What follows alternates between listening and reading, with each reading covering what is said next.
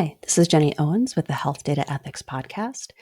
And today I'm thinking about something that Kay mentioned in our last episode, the imperative to do no harm. And I'm thinking in particular about who has this obligation to do no harm. You know, our physicians, our caregivers, they take an oath. Those who work in the hospital generally feel that they're bound by this oath, but we don't actually take it.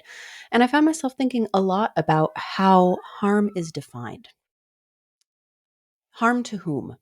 Harm to the individual patient, harm to the collective, and then harm on what time schedule, right? So, like I think about surgery, right? Surgery causes immediate harm. You're causing deliberate trauma to a patient in the hopes of improving their health long term.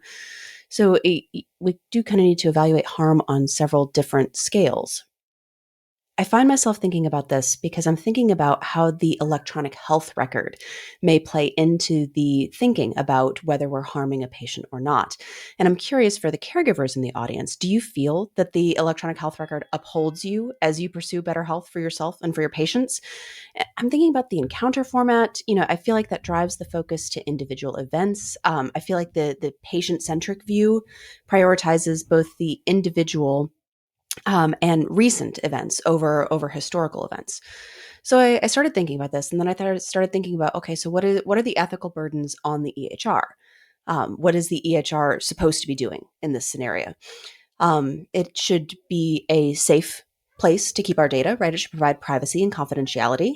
It should be secure, and it should hold accurate data. And then I started thinking about who owns that data that's in the electronic health record. Technically speaking, I mean, the patient owns the data. But what does it really mean to own something? Do we think about owning it as if you own a piece of property, or is it more along the lines of intellectual property? If I own my data, I should be able to access it, right? If I write a novel, then that novel is mine. I can sell I can sell the license, I can license it, I can sell rights to it. The novel is my own intellectual property. But my health record is difficult for me to market in the marketplace. The institutions that helped create that health record, they can market it for me, but I don't really see the benefit of that as an individual patient, which is interesting. It's also difficult for me to access my own data. So there is a federal initiative that states that patients have the right to their own data. As an experiment, I did this a few years ago. I paid $15 for a copy of my own medical record. And what I found was interesting. What I received was clearly a photocopy of something that somebody had printed out because it was about 15 degrees skew, which was very charming. But when I found inaccuracies in my record, and there were inaccuracies, it's a product of a lot of hands and a lot over time. But it has some notable errors. Like, for example, only one of my major surgeries is on there. I have two children. I've had two C-sections. Only one of them is on there.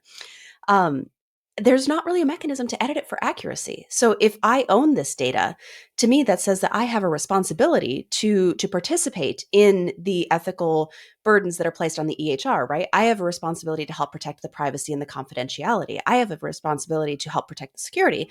And I have a vested interest in making sure that my data is accurate. And there isn't really a mechanism for me to try to go back and change that. There are some ways that you can do it via my chart, but there's no way in my chart to really say, hey, you're missing one of my kids in my medical record.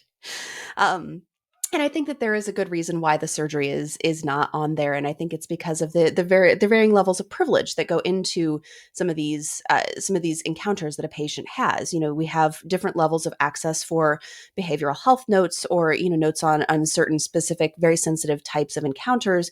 And one of my C-sections happened during an audit of the hospital, and so my C-section was actually observed by auditors.